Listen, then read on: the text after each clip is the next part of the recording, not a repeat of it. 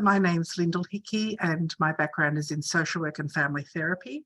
I currently hold the role of lecturer in the Department of Social Work, and I'm also an associate investigator with CP Achieve.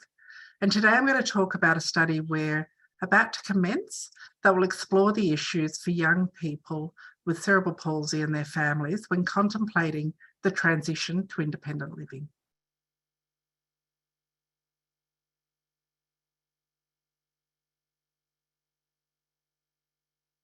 So this study is a collaboration between the Department of Social Work, the University of Melbourne, CP Achieve, it's MCRI, and the Transition Support Service at the RCH and the Young Adults Complex Disability Services at St Vincent's Hospital in Melbourne. So our research team has extensive experience as health clinicians and researchers working with young people with cerebral palsy and other complex health issues and their families. And for this study, we've also consulted with 3 advisory groups within CP Achieve, CP Unite, CP Voice, and the Parent Advisory Group. And I'd like to acknowledge their invaluable contribution into this study and the thinking around some of the definitions and survey design that I'll talk to later in the presentation. So young people of all abilities in Australia are getting older when they leave their family home or the care of family members. The difference in age between a young person with CP and their age peers without CP is narrowing. And this is due to the fact that there is difficulties in affordable housing, income security, growth in education participation, and delaying the responsibilities that have traditionally been associated with adulthood. Despite the narrowing of this gap, there are important considerations for a young person with CP as they contemplate a transition to independent living. The independent living arrangements for young people with CP can be many and varied and include private living arrangements, living alone or sharing property with other tenants, social housing, or special disability accommodation. In some cases, a person may live independently within the same property as family members, but they have periods of time within the day or the week when they're independent of others. In addition to the types of living arrangements, the concept of individualised independence is unique to the young person with CP, and the ways in which they define their individual autonomy, their opportunity to be involved in decision-making processes, and their access to physical, social, and economic spaces. Historically, the types of living arrangements for young people with disability has been limited to living with family members or supported accommodation options.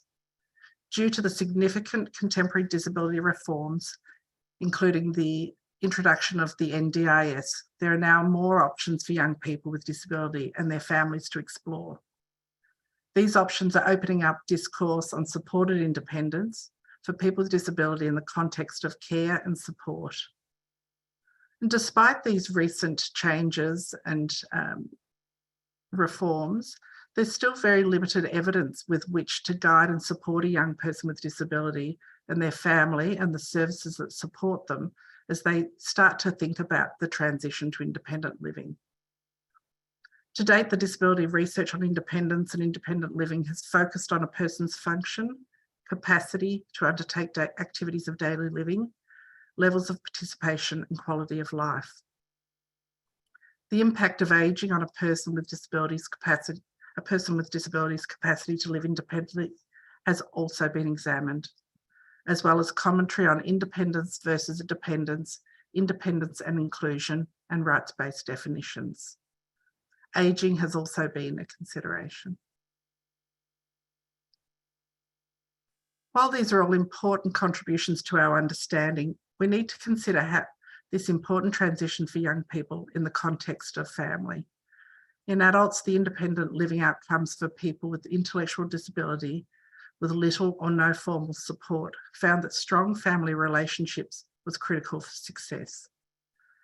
However, this transition process starts much earlier than adulthood, with young people with CP incrementally building skills and beginning to understand how the world works over time. This process often begins within the family context and is dependent on the characteristics of the young person with CP and the characteristics of the family, such as the family functioning, their adaptiveness to the changes of the young person, and the expectations that are set within the family context. The research to date has focused on the young person and family members as they weigh up the suitability of the type of living environment, the level of formal care that they need, the financial and legal issues, decision-making capacity, and social supports. While all of these factors are important and very necessary, there's also a parallel family process that can greatly impact on outcomes and yet is not understood. So the rationale for this study is that we really need to understand the meaning of independent living for adolescents and young adults living with cerebral palsy and the roles that families can play in supporting this process from adolescent to adulthood. We need to understand within the context of the contemporary disability reform that we're all living within, and that the opportunities and the options that it's now providing for young people and their families. And we also need to think about it in the context of the services that can support them to do that.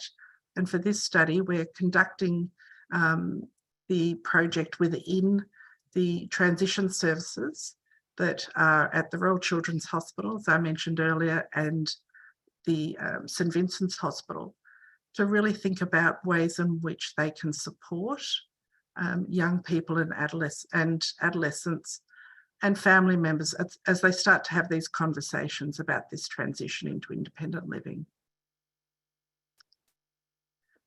So the aims, it's very much an exploratory study to understand what adolescents and young adults aged 15 to 30 years think about their changing living environments, such as moving out of home and independent living and what that means for them, and to also understand from the family's perspective how they see this change and understand this change for the young person. So as I've mentioned, the study will be conducted in partnership with the Transition Support Service and the Young Adults Complex Disability Clinic. And we believe that the transition programs within these two tertiary health services are well placed to work with the young people with cerebral palsy and their families as they embark on this journey around talking about increased independence and the transition to independent living. The transition to adulthood for young people with disability in these services has typically focused on healthcare transition.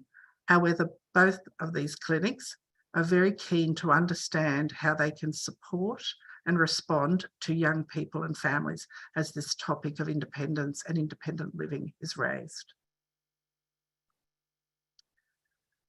So based on the number of young people aged 15 to 30 with cerebral palsy within the two clinics, we are hoping to recruit 80 to 100 participants, and that's adolescents and young adults aged 15 to 30 years with cerebral palsy and family members.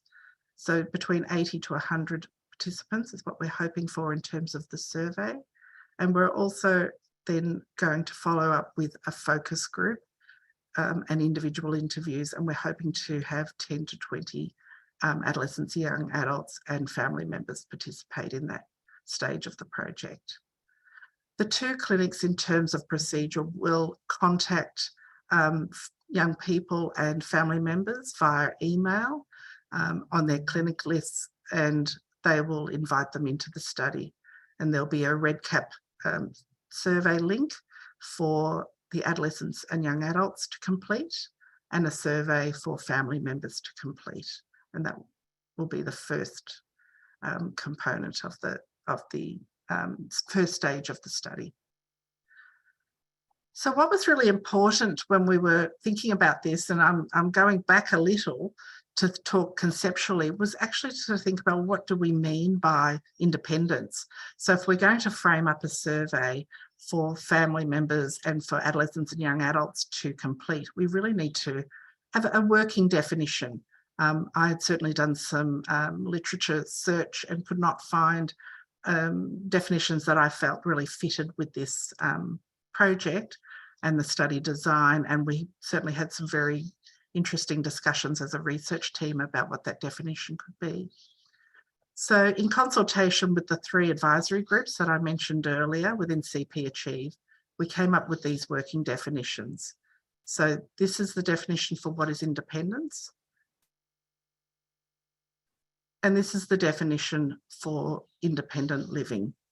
Now, we anticipate that these definitions will change, but we thought it was very important, given some of the discussions we were having within the research team about what we defined and understood independence and independent living to be, to actually have some working definition for participants as they undertake and get involved in the study. So as I mentioned, adolescents and family members, there'll be surveys that they will complete. We're interested in finding out about characteristics of the young person and the family. What are the current and potential future living circumstances that they may find themselves in, and their views about independent living and the factors that make this transition easier or harder to achieve. And I've just provided a summary of some of the factors that we talked about. And again, all 3 advisory groups provided invaluable insights into the factors that we needed to think about around what made it harder or easier to think about in relation to independent living. And for all of these barriers, in fact, these transition factors that make it easier or harder, we also want to understand that within the context of the individual and their family, the community and the service systems.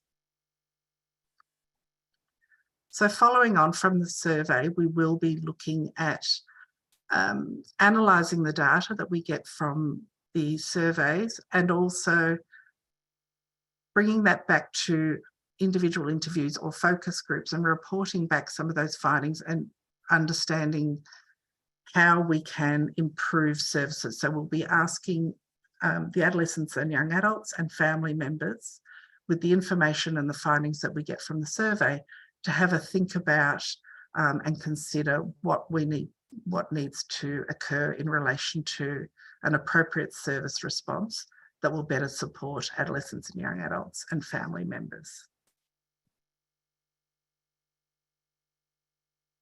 So we're about to start with the recruitment and data collection. So as I mentioned, the 2 clinics will be making contact with people on their lists who meet the eligibility criteria, and that will be the beginning of stage 1.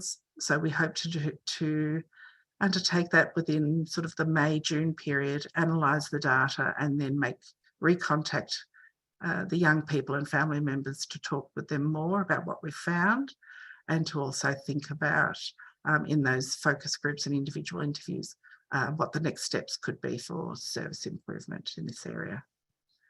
Please feel free to contact me if you've got any questions about the study. And thank you.